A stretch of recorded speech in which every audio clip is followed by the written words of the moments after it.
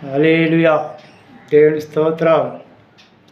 ప్రభువైన యేసుక్రీస్తు నామములో ఈ ఉదయకాల సమయమున దేవుని వాక్యాన్ని వినడానికి సిద్ధపడినటువంటి మా ప్రియులైన వారందరికీ మా ప్రత్యేకమైన వందనాలు తెలియజేస్తున్నాను.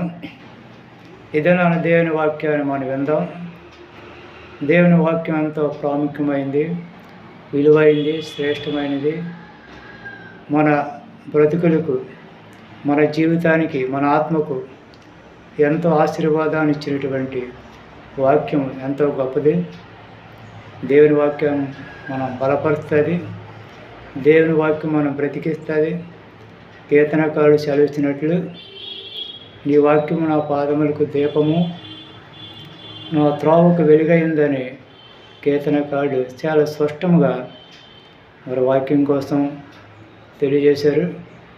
కాబట్టి ఈ దినాన కొన్ని నిమిషాలు దేవుని వాక్యాన్ని విందాం. శ్రద్ధగా వినండి. దేవుడు ఏదైనా మన జీవితంలో చేయడానికి సమర్థత గల దేవుడు. అది దేవుని వాక్యం ద్వారానే మనం పొందుకోగలం. ఆ పొందుకోవాల్సినటువంటి ఆ కృపను మనము దేవుడి దగ్గర నుంచి మనం దాన్ని పొందుకుందాం. దేవుడే మనకి ఆ కృపను ఇవ్వాలి. ఇది నేను కృప కోసం మాట్లాడాలని ముందుకు వచ్చాను. చిన్న ప్రార్థన చేసుకుందాం. పరిశుద్ధుడైన దేవా, జీవం కలిగిన తండ్రి, నిన్న నేడు నిరంతరం ఏకరీతిగా ఉన్నవాడా, మారనవాడా, మార్పు లేనివాడా, ప్రభువా, నీ వాక్యాన్ని వింటుండగా నీ పరిశుద్ధాత్మ శక్తిని మాకు దయచేయండి. నీ ఆత్మ ద్వారా నడిపించండి. వాక్యం ఎవరెవరైతే వింటూ ఉన్నారో వారికి నీ కృప అధికముగా అనుగ్రహించండి నాయన. ఈ యొక్క దీనిని యొక్క ప్రార్థన మీరు ఆలకించి కొన్ని నిమిషములు నీ వాక్యంలోంచి మాతో మాట్లాడమని క్రీస్తునామని అడుగుతున్నాము తండ్రి. ఆమేన్, ఆమేన్. దేవుని బిడ్డలారా, దేవుని వాక్యాన్ని విందాం.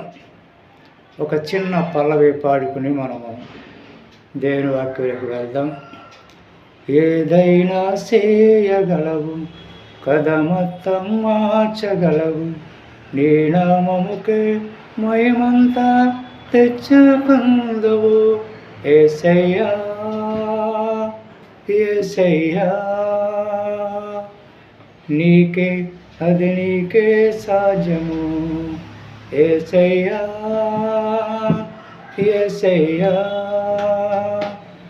అది నీకే సాధ్యము. ఏదైనా చేయగలవు, కదమొత్తం మార్చగలవు, నీ నామముకే మహిమంతా తెచ్చుకుందువు. యేసయ్యా, యేసయ్యా, అది నీకే సాధ్యము. ప్రియా దేవుని బిడ్డలారా, మన దేవుడు సర్వశక్తిమంతుడు. మన జీవితంలో ఏదైనా చేయగల సమర్థత కలిగిన దేవుడు. లేని వాటిని ఉన్నట్టుగా చేయగల దేవుడు. బలహీనను బలపరిచే దేవుడు. ఒంటరి వారిని వేల కొలదిగా చేసేవాడు. కృంగిన వారిని లేవనెత్తే దేవుడు. కాబట్టి సర్వాధికారి అయిన దేవుడు నీ జీవితంలో, నీ విషయంలో నిన్ను గొప్పవాడిగా చేయడానికి, నువ్వు అడిగే వాటికంటే, ఊహించిన వాటికంటేనే అత్యధికమైన కార్యాలు చేయడానికి దేవుడు గొప్పవాడిగా ఉన్నాడు. మన పక్షాన ఆయన ఉన్న దేవుడు. ఆయన మన పక్షం ఉండగా మనకి విరోధి ఎవరు? కాబట్టి దేవుడే మన పక్షం ఉంటే ఆయన సమస్తమును మనకి ధారాళంగా దయచేసే దేవుడు. లేఖనంలోంచి ఒక మాట విందాం, చదువుదాం. బైబిల్ గ్రంథం 136వ కీర్తన ఏమండి, మొదటి వచనంలో ఒక చక్కని మాట ఉంది. యెహోవా దయాళుడు, ఆయనకు కృతజ్ఞతాస్తుతులు చెల్లించుడి, ఆయన కృప నిరంతరం ఉండును. దేవుని స్తోత్రం. హల్లెలూయా. కాబట్టి ప్రియా దేవుని బిడ్డలారా, ఈ కీర్తనకారుడు ఏమండి కృప కోసం మాట్లాడుతున్నాడు. కృప కోసం బైబిల్ అనేకమైన భక్తులు ఏమండి పాడారు, ప్రవశించారు, ప్రకటించారు, అనుభవించారు. దావీదైతే కృపను గురించి పాడాడు. ఏమండి పౌలైతే కృపను గురించి ప్రవశించాడు, కృపను గురించి ప్రకటించాడు. పేదరి గారు అయితే కృపను గురించి ప్రవశించాడు. చాలామంది కృపను ఒక యోగ్యమైనదిగా ఎంచుకొని దేవుడి కృపను వారి జీవితంలో అనుభవించారు. కాబట్టి ఈ కృప మనము పొందుకోవాలి, ఈ కృప మనం అనుభవించాలి. ఈ కృప ఎక్కడి నుంచి వస్తుందంటే దేవుడి దగ్గర నుంచే వస్తుంది. దావీదు కృపను గురించి చాలా స్పష్టంగా మాట్లాడుతున్నాడు. దేవుని కృప నిరంతరము ఉంటుంది. ఆయన కృప ఎన్నటన్నటికీ మారదు. ఆయన కృప ఈరోజుండి రేపు ఆగిపోయేది కాదు. ఆయన కృప ఎన్నటన్నటికీ మారదు. నిరంతరం పరవారం నిత్యము ఆయన కృప ఉంటుంది. దేవుని బిడ్డలారా, మరి ఆయన కృప దావీదు అనుభవించాడట. ఆయనకి ఎన్నో రకమైనటువంటి కీర్తనలు దావీదు పాడి, దావీదు ఆ కీర్తనలో పాడే పరవశం చెందినప్పుడు ఆ కృపను పొందుకున్నాడట. దావీదు కృప ఎలా పొందుకున్నాడంటే దేవుని బిడ్డలారా, దావీదు ఆయన దీనుడు, ఏమీ లేని స్థితిలో ఉన్న వ్యక్తి, ఒంటరివాడు, ఎన్నిక లేనివాడు, గొర్రెలు కాచుకున్నవాడు, కడసారివాడు, గుర్తింపు లేనివాడు. దేవుడు అంటే ఆసక్తి కలిగిన వ్యక్తి, దేవుని ఆరాధించే వ్యక్తి, దేవుళ్ళో పరవశించే వ్యక్తి, దేవుని అనుభవించిన వ్యక్తి, దేవుని వర్ణించిన వ్యక్తి. దావీదు దేవుళ్ళలో ఉన్నటువంటి లోతైనటువంటి భక్తులు ఎదిగి దేవుని కృపను పొందుకున్నాడు. అందుకే ఆ కృప కోసము దావీదు చెప్తున్నాడు, ఆయన కృప నిరంతరము ఉంటుంది. కాబట్టి నువ్వు కృతజ్ఞతలు తెలియజేయి. దేవుని కృప నిరంతరం ఉన్నదని ఆయనకు కృతజ్ఞత చూపు. ఆయన మంచితనాన్ని అర్థం చేసుకో. ఆయన యొక్క ప్రేమను, ఆయన కృపను అనిపిస్తూ ఆయన ఎప్పుడు కూడా కృతజ్ఞత చూపేవాడిగా నీవు ఉండాలి. కృతజ్ఞత చూపితే నువ్వు అనుభవిస్తున్నటువంటి మేలులకి, పొందుకున్న మేలులకి, దేవుడికి చిన్నదైనా పెద్దదైనా నీ జీవితంలో నువ్వు పొందుకున్న ప్రతి విషయానికి దేవుడికి కృతజ్ఞత తెలియజేస్తే దేవుడి కృప నిరంతరం నీ జీవితంలో ఉంటుంది. చాలామంది దేవుడి యొక్క మేలుని పొందుకొని మర్చిపోతారు. అవసరం ఉన్నప్పుడు మందిరానికి వస్తారు, అవసరం ఉన్నప్పుడు ప్రార్థన చేయమంటారు. బాధల్లో ఉన్నప్పుడు దేవుడికి ఎక్కువగా ప్రార్థన చేయాలని ఆలోచనతో ఉంటారు. వారి కష్టాలు ఉన్నప్పుడు అంతగా దేవుడి మీద ఆధారపడతారు. ఇతరులు కూడా వారి సమస్యలు చెప్తారు. దేవుడు వారి కష్టాన్ని చూసి, వారి బాధను చూసి ప్రార్థన ద్వారా, దైవజనుడి ప్రార్థన ద్వారా, లేకపోతే వారి కోసం ఎవరైతే చేస్తున్నారో ప్రార్థన, ఆ ప్రార్థన ద్వారా వారికి మేలు జరుగుతుంది, వారి సమస్య తీరుతుంది, వారి కష్టం తీరుతుంది. సమస్య తీరినప్పుడు దేవుని కృప వారు పొందుకుంటున్నప్పుడు దేవుడికి కృతజ్ఞత సూపర్. వారు అవసరం తీరిపోయినప్పుడు దేవుడిని విడిచిపెట్టేస్తారు. సమస్య ఇక తీరిపోయింది కదా, దేవుడు అవసరం మాకు లేదని వారి దేవుడికి కృతజ్ఞత లేని వారిగా దూరం అయిపోయిన వారు కూడా చాలామంది ఉంటూ ఉన్నారు. బాధలు ఉన్నప్పుడు దేవుడా దేవుడు అంటాం, సంతోషం ఉన్నప్పుడు దేవుడి జ్ఞాపకం రావడం. కాబట్టి ఇలాంటి వారికి కృప ఉండదు. కృప ఎవరికి ఉంటుందంటే పొందుకున్న మేలులకి, దేవుడు చేసిన కార్యాలకి మనం అనిపిస్తున్నప్పుడు ప్రతి దినము దేవుడికి కృతజ్ఞతలు మనము తెలియజేయాలి. దేవుని స్తోత్రం. ఆయన కృప నిరంతరం ఉండాలంటే ఆయన కృప మనకి, మన కుటుంబానికి, ఆయన కృప నీకు, నీ బిడ్డలకి, నువ్వు చేసే పనులకి, నీ ప్రయాణాలకి దేవుని కృప ఉండాలంటే ప్రతి సమయంలో దేవునికి కృతజ్ఞత తెలియజేయాలి. ప్రభా, ఈ స్థితిని బట్టే నేను ఎలా ఉన్నాను, నీ కృపను బట్టే నేను ఎలా ఉన్నాను, నువ్వు చేసిన మేలు కొరకే నీకు కృతజ్ఞతలు తెలియజేస్తున్నానండి. దేవుడి సన్నిధిలో మనం ఎప్పుడు కూడా కృతజ్ఞత చూపేవారంగా ఉంటే కృతజ్ఞత చూపితే దేవుడి కృప ఉంటుంది. కృతజ్ఞత లేకపోతే మనం దేవుడికి దూరము అవుతాం. కాబట్టి దావీదు దేవుని కృపను పొందుకున్నవాడిగా ప్రతి దినము తన జీవితాన్ని జ్ఞాపం చేసుకునేవాడు, దేవుడి ఆశీర్వాదాన్ని జ్ఞాపం చేసుకునేవాడు. ఇంతగా నేను హెచ్చించబడడానికి నేను ఏపాటు వాడినని దావీదు తన యొక్క అనుభవాన్ని, దేవుడు చేసిన కార్యాన్ని ఎప్పుడు కూడా జ్ఞాపం చేసుకున్నవాడు అండి. ఏ స్థితిలో ఉండి దావీదు దేవుడు ఆశీర్వాదం పొందాడంటే, గొర్రెలు కాచుకునే స్థితిలో నుండి దావీదు దేవుడి కృప రాజుగా అయ్యి రాజుగా ఇశ్రాయేలు యొక్క 12 గోత్రాలను పరిపాలన చేసి అంతవరకు ఆయన ఎదిగాడంటే అది దేవుని కృపే కానీ నా బలం కాదు, నా జ్ఞానం కాదు, నా చమత్కారం కాదు, కానీ దేవుడి కృపే నన్ను ఈ స్థితిలోకి ఉంచింది. దేవుని కృపే నన్ను ఎంతగా ఆశీర్వదించిందని దావీదు ఎప్పుడు దేవుడి మీద ఆధారపడి ఆయనకు కృతజ్ఞత చూపేవాడు. ప్రియా దేవుని బిడ్డలారా, ఆయన కృప ఎంత గొప్పదంటే, ఆయన కృప ఎంత విలువైందంటే, అందుకే నీవు ఒకటి మర్చిపోకూడదు.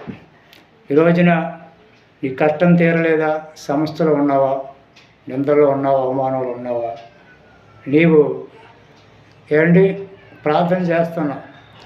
ప్రార్థన చేయడం మంచిదే, కానీ ప్రార్థనతో పాటు నీకు ఒక మాట చెప్పినట్లయితే దేవుని కృప అన్ని కుసాలను అనిపిస్తావు. ఏంటి ఆ మాట అంటే, ప్రభువా నీ కృప నా మీదకి రానియండి, నీ కృప నా కుటుంబం మీదకి రానియండి, నీ కృప నా యొక్క ఆత్మీయ జీవితంలోకి రానియండి, నీ కృప నేను అనిపించాలి, ఎక్కువగా నీ కృప చూపించి ప్రభు అని నువ్వు ప్రతిదినము ఆ కృప కోసం మాట్లాడితే అనేక మార్లు, ఎన్నిసార్లు కృప అనే మాటను నువ్వు వల్లించినా అది ఏమాత్రము నష్టము లేదు.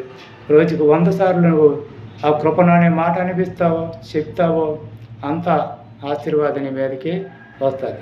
ఏమన్నది ఎక్కువగా నీ కృప చూపించిన ఆయన, ఎక్కువగా నీ కృప చూపించిన ఆయన, నేను దీనుడిగా ఉన్నాను, నీ కృప నా మీదకి ఎక్కువగా పంపించి, ఎక్కువ కృపని ప్రభా, ఎక్కువ కృపని ప్రభా అని అడిగినట్లయితే దేవుడు తన కృపను నీ జీవితంలో అనుగ్రహిస్తాడు. దేవుని స్తోత్రం. దేవుని వాక్యం జరుగుతుంది కదా, అహంకారాన్ని ఎదిరించి దీనులకు ఆయన కృప ఎక్కువగా ఇస్తాడంట. చక్కని మాట, దీనులకి ఆయన కృప ఎక్కువగా ఉంటుంది. నేను దీనుడిగా అయిపో, తగ్గించుకో, దేవుడి సన్నిధిలో ఒదుగు, విరిగి నలిగి ప్రభుని ఆరాధించు, విశ్వాసించు. దాంతోపాటు నువ్వు అడగవలసిన మాట, ప్రభు ఎక్కువ కృప నా జీవితంలోకి పంపించు, ఎక్కువ కృప నేను అనిపించాలి, ఎక్కువ కృప నేను పొందుకోవాలి, నా బిడ్డలు పొందుకోవాలి, నేను పొందుకోవాలి, నా ఆత్మీయ జీవితంలో అభివృద్ధి పొంది నా యొక్క అవసరతలు తీర్చబడి నేను కనపరిచే విధంగా, నీకు మహిమ తెచ్చే విధంగా నీ కృప ఎక్కువగా నా మీదకి పంపించి ప్రభువా అని నువ్వు ప్రతిదినం కృప అనే మాట నువ్వు చెప్పిన వెడల దేవుడు నిన్ను తన కృపతో ఆశీర్వదించి గొప్పవాడిగా మారుస్తాడు. స్తోత్రం చెప్పండి గట్టిగా, ఆమేన్. కాబట్టి ప్రియ దేవుని బిడ్డలారా, ఈ వాక్యం వింటున్న ప్రియ సహోదరి సహోదరులారా, అందుకే దైవజనుడు భక్తుడు మన ముందు ఎంతో గొప్ప సేవ చేసినటువంటి దైవజనుడు యేసయ్య గారు తన పాటల్లో ప్రతి మాట, పదం కృప కృప అనే పదంతోనే తన పాట ప్రారంభమవుతూ ఉంటుంది. కృప అనే మాట మనకు అవసరం. ఈరోజు కృప లేకపోతే మనం ఏమీ చేయలేదు. కృప మన అవసరాలు తీరుస్తుంది, కృప మన యొక్క ప్రమాదాల నుండి తప్పిస్తుంది, కృప మన జీవితాన్ని దేవుడికి దగ్గరగా తీస్తుంది. మనకి డబ్బున్నా డబ్బు లేకపోయినా దేవుని కృప ఉంటే చాలు. ఆయన కృపే మనల్ని ఏం చేస్తుందంటే బలపరుస్తాయి. ఆ కృప కోసం నువ్వు పాడాలి, పరవశించాలి, ప్రకటించాలి, ప్రార్థించాలి, అడగాలి. దేవుడి విషయంలో నీవు ఆ కృపను పొందుకుంటే నీకంట గొప్పవాడు మరి అప్పుడు నీ యొక్క ప్రదేశంలో ఉండరు. కాబట్టి ప్రియ దేవుని బిడ్డలారా, ఇదనాన దేవుడిచ్చినటువంటి మాట ఏంటంటే ఆయన కృప ఎంతో గొప్పది. నిజంగా యెషయా గ్రంథం 54:10 ఒక చక్కని మాట ఉంటుందండి. అక్కడ ఏమండి, పర్వతాలు తొలగిపోయినా, మెట్టలు తద్దరిల్లిపోయినా నా కృప నిన్ను విడిచిపోదు. ఏమండి, ఆయన కృప ఎంత గొప్పదో, విడిచిపోదా. నీ జీవితాన్ని ఆవరిస్తుంది మంచి వలె. నీ కుటుంబాన్ని, నీ బిడ్డలను, నీ పనులను, నీ కలిగిన సమస్తాన్ని కృప ఏం చేస్తుందంటే ఆవరిస్తుంది. ఆయన కృప ఎంత గొప్పదంటున్నాడు ఇక్కడ. పర్వతాలు ఏమంటే మన దేశంలో ఏమంటే హిమాలయ పర్వతాలు ఎన్నో ఉన్నాయి. ఈ పర్వతాలు ఎంత లెక్క ఉన్నాయి, ఎన్ని మైళ్ళు ఉన్నాయి, ఎన్ని కిలోమీటర్లు ఉన్నాయి అని ఆలోచిస్తే, ప్రియ దేవుని బిడ్డలారా, శత్రువులు మన దేశం మీదకి రాకుండా, మన దేశం మీద దాడి చేసి మన దేశాన్ని దోసుకోకుండా ఉండడానికి ఒక ప్రొటెక్షన్గా, కాపుదలగా పర్వతాలు, హిమాలయ పర్వతాలు ఎన్నో ఉన్నాయి. కాశ్మీర్ మొదలుకొని కన్యాకుమారి వరకు ఇంచుమించు 2500 కిలోమీటర్లు ఈ యొక్క పర్వతాలు పెట్టని గోడవలే స్థిరపడి అలాగే ఏర్పించి ఉన్నాయి. ఎన్ని మైళ్ళు ఉన్నాయో ఆ పర్వతాలు మనకి లెక్కే కనపడదు. అయితే ఆ కృప అంతకంటే గొప్పది. ఒకవేళ అలాంటి పర్వతాలు తొలగిపోతాయేమో కానీ, మెట్టలు కొండలు తద్దరిల్లిపోతాయేమో కానీ, దేవుని బిడ్డమైన నీ మీద ఆయన కృప తొలగిపోదు. కాబట్టి దేవుడి మంచి వాగ్దానం, దేవుని బిడ్డలైన మనకి దేవుడిచ్చిన వాగ్దానం గొప్పది. ఆయన వాగ్దానం మన జీవితంలో ఎన్నటన్నటికీ మారదు. ఆయన కృప మన జీవితంలో మనం అనుభవిద్దాం. దేవుని కృప ఎన్నడూ మారదు. ఆయన మాట ఇచ్చి తప్పే దేవుడు కాదు. కాబట్టి నువ్వు చేసే పని ఏంటంటే, ప్రార్థనతో పాటు ప్రతి దినము ఎన్నిసార్లు కృప అనే మాట నీ నోట వస్తుందో అంతగా దేవుని యొక్క కృప మంచి వాళ్ళని ఆవరిస్తుంది. ప్రతి కార్యాన్ని నీ జీవితంలో కృప నెరవేరుస్తుంది. ఆ కృపను పొందుకుంటే నువ్వు గొప్పవాడిగా, నీ యొక్క తరంలో అనేకులకు ఆశీర్వాదకరంగా మారుతావని ప్రభువైన యేసుక్రీస్తు పేరట ఇదిగో ఈ వాక్యాన్ని మేము ముందు పెడుతూ ఉన్నాను. ఆ కృపను మనం అనుభవిస్తాం. దావీదు ఆ కృపను అనిపించాడు, పౌలు ఆ కృపను అనిపించాడు, పేతురు ఆ కృపను అందించాడు.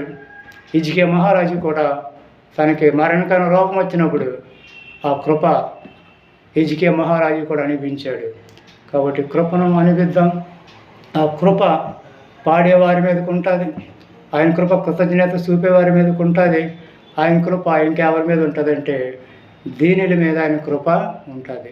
నువ్వు దీనుడు అయితే, తగ్గించుకుని ఉండేవాడైతే, లోపడితే, దేవునికి భయపడితే నీ మీదకి దేవుని కృప ఎప్పుడు ఆయన అనుగ్రహిస్తూ ఉంటాడు. మంచి వేళ కురిపిస్తాడు. ఆ కృప మారదు. ఏ దేవుని బిడ్డలో దినాన్ని ఇచ్చిన వాక్యం నీ కోసమే. ఏ స్థితిలోనున్నా దేవుని కృపకు దూరం కావద్దు. ఆయన కృప మనల్ని బలపరుస్తుంది. ఆయన కృప మనల్ని రక్షిస్తుంది. ఈ యొక్క వాక్యాన్ని విన్న మీ అందరికీ నా దేవుని యొక్క కృప కావాలని, కృప మీరు పొందుకునే వారుగా ఉండాలని, కృప కోసం మీరు పాడాలి, ప్రార్థించాలి, ప్రవశించాలి, కృప అడగాలి, అధికంగా అడగాలి, ఎక్కువగా అడగాలి. నా మీద, నా కుటుంబం మీద నీ కృప ఉంచి ప్రభు అని నువ్వు కృపను కూసి ఎక్కువగా అడిగినట్లయితే నీ స్థితి మారి, నీ బ్రతుకు మారి దేవుడు ఏదైనా నీ జీవితంలో చేయడానికి సమర్థత గల దేవుడు.